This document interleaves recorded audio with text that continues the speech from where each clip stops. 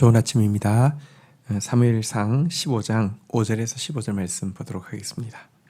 5절 사울이 아말렉 성에 이르러 골짜기에 복병시키니라. 6절 사울이 겐 사람에게 이르되 아말렉 사람 중에서 떠나가라. 그들과 함께 너희를 멸하게 될까 하노라. 이스라엘 모든 자손이 애굽에서 올라올 때에 너희가 그들을 선대하였느니라. 이에 겐 사람이 아말렉 사람 중에서 떠나니라. 자, 이제 아말렉을 진멸하라는 명령을 받은 사울이 이 일을 위하여서 골짜기에 복병을 시켰는데요. 그러나 아말렉을 치기 전에 먼저 아말렉 중에 섞여 사는 겐 사람들에게 전가를 보내어서 이제 그 곳에 있지 말고 피하라고 전가를 보내고 있는 장면을 우리가 읽어보았습니다. 이유는 여러분, 겐 사람은 모세의 장인인 이드로의 가족 친지들이잖아요. 이들이 이스라엘 백성들이 출애굽할 때에 그들에게 베풀었던 친절을 주께서 기억하시고 이제 지금 위기의 때에 건져주시려는 것입니다. 이것을 보면 우리가 참 알게 되는 것은요, 사실 그들이 지금 베푼 은혜에 대해서 500년이 지나도 하나님은 기억하시고 갚아주시고 계시며, 또 반대로 아말렉이 행한 악행도 500년이 지나도, 물론 하나님께서 그동안 회개의 기회를 계속 주셨지만 회개하지 않자 500년이 지나도 잊어버리지 아니하고 심판하시는 하나님을 볼 수 있습니다. 하나님의 뜻대로 행하는 것, 또 하나님의 마음으로, 또 하나님께서 돌아보는 영혼들을 선대하는 것, 이거 주께서 잊지 않으시고 갚으시되 위기의 때에 이렇게 벗어나게 하는 것으로 갚아주시는 것, 우리 기억해야 될 것입니다. 7절 사울이 하월라에서부터 애굽 앞 술에 이르기까지 아말렉 사람을 치고, 8절 아말렉 사람의 왕 아각은 사로잡고 칼날로 그의 모든 백성을 진멸하였으되, 9절 사울과 백성이 아각과 그의 양과 소의 가장 좋은 것 또는 기름진 것과 어린 양과 모든 좋은 것을 남기고 진멸하기를 즐겨하지 아니하고 가치 없고 하찮은 것은 진멸시키니라. 자, 그런데 이제 이 사울이 아말렉을 쳐서 진멸시키는 것은 큰 일이긴 큰 일이죠. 500년 동안 이제 하지 않았던 일을 이제 하는 처음 있는 이런 이제 대규모 심판의 일인데요. 여기에서 승리한 것에 대한 기록은 7절, 8절에 간단하게 언급되어지고 있습니다. 이제 하월라로부터 애굽 앞 술까지 쳤다. 그리고 모든 백성을 진멸하였다. 자, 그런데 여러분, 사실 어떤 의미에서 이 군사적인 캠페인의 승리면은 장황하게 설명할 것도 같은데요. 아주 간단하게 기록되어 있는 이것에 우리가 조금 유념할 필요가 있습니다. 이 기록, 성경의 이 기록은 우리에게 중요한 교훈을 주고 있는데요. 이것은 말하고 있는 바가 아말렉으로부터의 승리는 사실 아무것도 아니라는 것입니다. 하나님께서 이미 그렇게 하기로 결정해 놓으신 것이기 때문에 그냥 이 일에는요, 마른 막대기만 가도 이렇게 돌만 가도 그대로 될 일이기 때문이라는 것입니다. 실은 더 중요한 것은 이렇게 아말렉을 진멸하시기로 결정하신 주님께서 사울에게 기회를 주셨는데, 사울이 하나님의 마음을 가지고 그것을 진멸했느냐 안 했느냐의 여부이지 승리 자체가 하나님의 관심사가 아니라는 것을 이 기록에서 보여주고 있습니다. 근데 승리하고 나서 사울은요, 9절에 본 바대로 아각 왕도 살렸습니다. 그의 양 소의 가장 좋은 것, 가장 기름진 것, 어린 양, 모든 좋은 것은 남겼습니다. 진멸하기를 싫어했고요. 없앤 것은 가치 없고 하찮은 것만 진멸했다. 이렇게 이야기하고 있습니다. 왕은 왜 살렸습니까? 당시 이방 나라들의 풍습에 자기가 정복한 나라의 왕을 살리는 것은 그의 승리를 오랫동안 부각시키기 위해서 하고 있는 풍습이었는데요. 그러니까 이 승리가 자기의 승리라고 자랑하고 싶어서 왕을 남긴 것입니다. 또 하나님께서 죄악이 가득 차서 진멸하라고 했는데 사울은 탐심에 사로잡혀서 좋은 것들, 기름진 것들은 하나도 빠짐없이 남겨두었습니다. 하나님이 미워하시는 것을 자기는 미워하기를 두려워하고요, 아까워하고요, 남겨두었다는 것입니다. 하나님께서 지금 사실 사울에게 이미 여러 차례 그의 악한 모습에서 하나님께서 그 심판하실 것이라고 이야기하셨음에도 불구하고 다시 한번 기회를 주신 것은 그에게 온전히 순종할 수 있는 기회를 주신 것이었는데요. 마지막 기회까지 이렇게 그가 놓치고 있는 것을 보게 됩니다.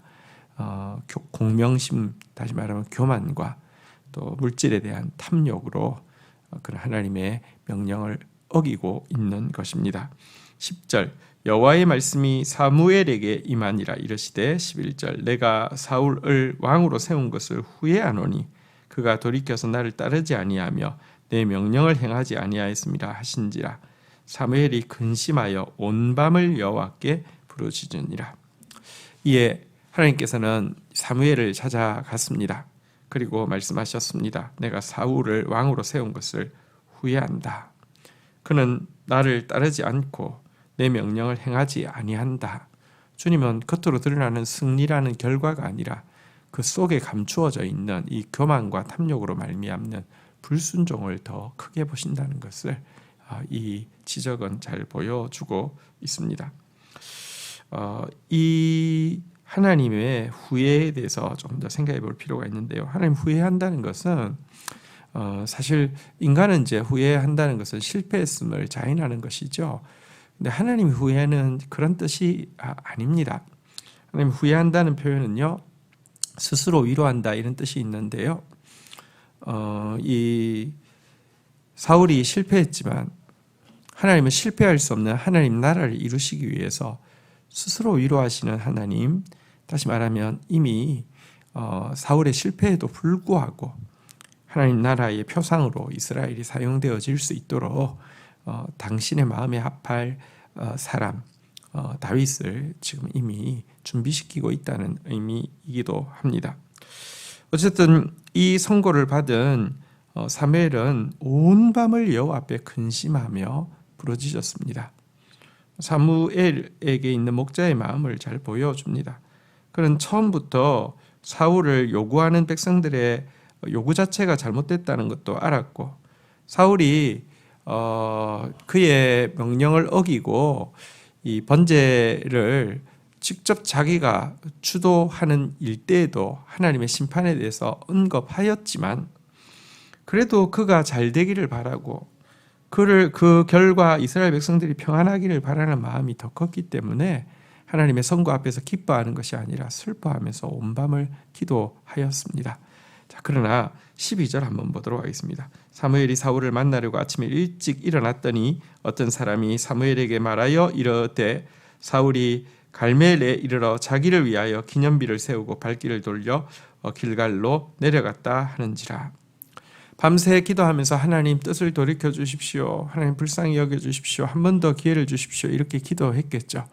그러나 일찍 그를 만나기 위해서 나아갈 때 그에게 처음 들린 소식은 사울이 자기를 위해서 갈멜에서 기념비를 세웠다라는 내용이었습니다. 그리고는 이제 길갈로 내려갔다라는 내용이었습니다. 이 이야기를 들을 때 이미 사무엘은 왜 하나님께서 사울로 인해서 후회하셨는지, 그리고 하나님의 말씀대로 그에게 이제 기름 부심이 끝나야만 한다는 것에 대해서 더 느낄 수 있었을 것입니다. 자, 13절 사무엘이 사울에게 이른즉 사울이 그에게 이르되 원하건대 당신은 여호와께 복을 받으소서. 내가 여호와의 명령을 행하였나이다 하니 14절 사무엘이 이르되 그러면 내 귀에 들려오는 이 양의 소리와 내게 들려오는 소의 소리는 어찌 됨이니까 하니라. 자, 사무엘이 그에게 찾아오자 사울은 당황하지 않았습니다. 놀라지 않았습니다. 만나자마자 당신은 여호와께 복을 받으소서 라고 하면서 득이양양한 모습으로 그를 영접하였고요. 그리고는 외칩니다. 내가 여호와의 명령을 행하였나이다 라고 하면서 자기의 승리를 과시했습니다. 이때 사무엘은요, 내 귀에 들려오는 저 양과 소의 소리는 어찌 된 것입니까? 하고 물었습니다. 자, 그러자 이 사울은 어떻게 대답하고 있습니까? 15절 한번 보도록 하겠습니다. 사울이 이르되 그것은 무리가 아말렉 사람들에게서 끌어온 것인데 백성이 당신의 하나님 여호와께 제사하려 하여 양들과 소들 중에서 가장 좋은 것을 남김이요 그것 외에는 우리가 진멸하였나이다 하는지라. 자, 보십시오. 그러자 사무엘의 질문 앞에서 뭐라고 이야기하냐고 하면 책임 전가를 하죠. 자기가 한 것이 아니라 백성들이 한 것이다. 그리고 또 핑계를 댑니다. 백성들이 했던 이유도 여호와께 제물로 바치려고 남겨둔 것이다 라고 여러분 핑계대고 거짓말로 둘러대고 있습니다. 그 외의 것은 다 죽였다라고 도리어 지금도 자기가 잘했다라고 강조하고 있습니다. 마음이 교만해지면 자기 생각, 자기 기준이 하나님 말씀보다 더 큽니다.